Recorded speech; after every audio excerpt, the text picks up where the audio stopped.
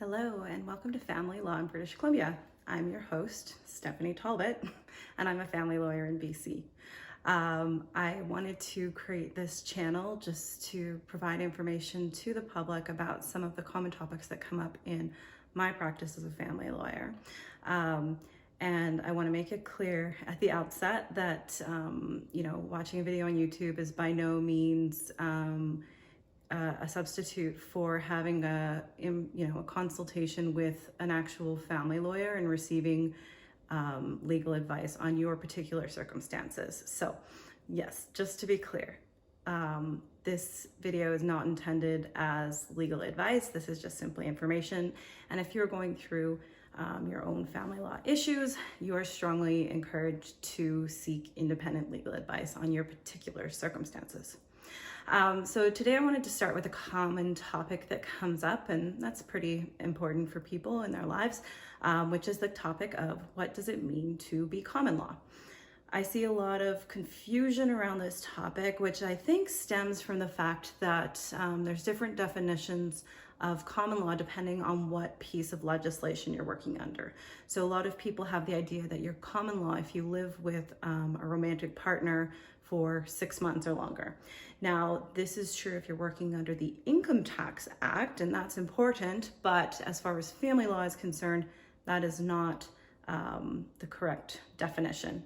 But yeah, it is important to be mindful of the fact that if you do move in with a romantic partner and you're living together, after 6 months, you would be considered common law by Canada Revenue Agency. And this is particularly important, I guess, from more of a family perspective as far as the Canada Child Benefit is concerned, because if you were previously living as a single person and receiving your Canada Child Benefit as a single person based on your single income, once you've been living with a new partner for a period of 6 months or longer, you're expected to report that to Canada Revenue Agency, and then they will calculate your benefit based on the household income. And in most circumstances, that would mean the benefit would go down if you're taking a new partner's income into consideration.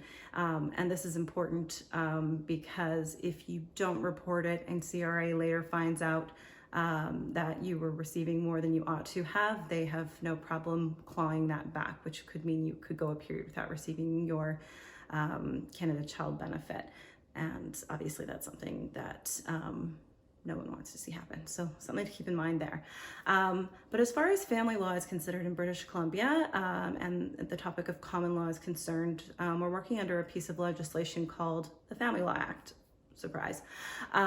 So under Section 3 of the Family Law Act, it talks about what the definition of spouse is. And this is, if you meet the definition of spouse and you're not married, then that's when you would be considered common law, if that makes sense. So if you are not married, but you have lived with another person for a period of 2 years, and they say a continuous period of 2 years in a marriage-like relationship, then you would be considered a spouse for the purposes of the Family Law Act, and the rules under that act would apply to your circumstances. Now, there can be a little bit of, debate around what constitutes a marriage-like relationship, and there's plenty of case law on that topic. But generally speaking, normally to be in a marriage-like relationship, you would live with the person. It's not 100% always the case. There might be some exceptions to all of these categories. Usually there's, some form of conjugal relationship going on, meaning that you engage in sexual relations. You'd share a bedroom, a bed. Another sign of being in a marriage-like relationship would be how you present yourself to the world. So when you introduce people to your partner, do you present them as a spouse? Do you present them as a friend? That would be relevant. Another big one would be, attending each other's family functions, like, holidays, weddings, funerals, etc., going on vacation together. Another thing would be, how enmeshed your finances are and that sort of thing. But there can be a whole list. But, the main things are that you've lived in a marriage-like relationship for a continuous period of at least 2 years, and then you meet that definition of common law under the Family Law Act for most portions of the Act.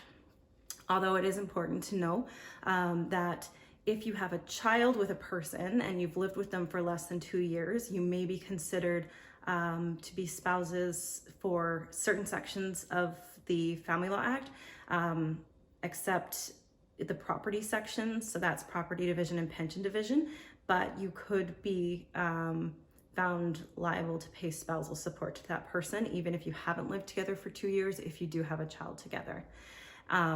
And this is slightly off topic from the specific question of common law, but under the Family Law Act, you can be liable to pay child support for a child if you live with the child and that child's parent for a period of at least 1 year, and you contribute financially to the support of that child. So obviously that can mean a lot of things, but if you are, for example, paying the rent, buying groceries, buying things for this child, and then you split up with the parent, if you had been doing that for a period of 1 year, then you could be required to pay child support for that child.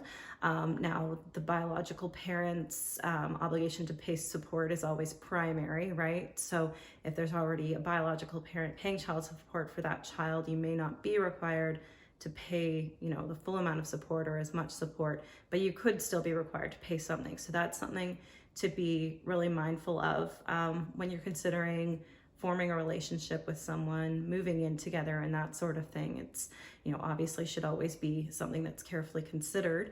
But, in these times where we're seeing, the cost of living being so high, certainly there can be, economic pressure to combine households to save money and that sort of thing. So it's just important to be aware of these timelines. It's not to say that you shouldn't enter into relationships, but it's just to be aware so that there's no surprises at the end. So I hope that information was helpful and useful. Again, this information is information only. It's not intended as legal advice.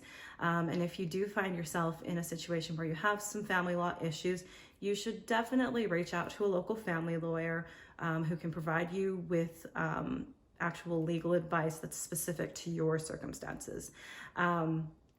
Now, if you are interested in working with me and would like to reach out, you're welcome to do so.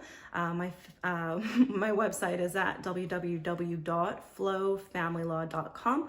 I will put a link in the notes so you know where to find me.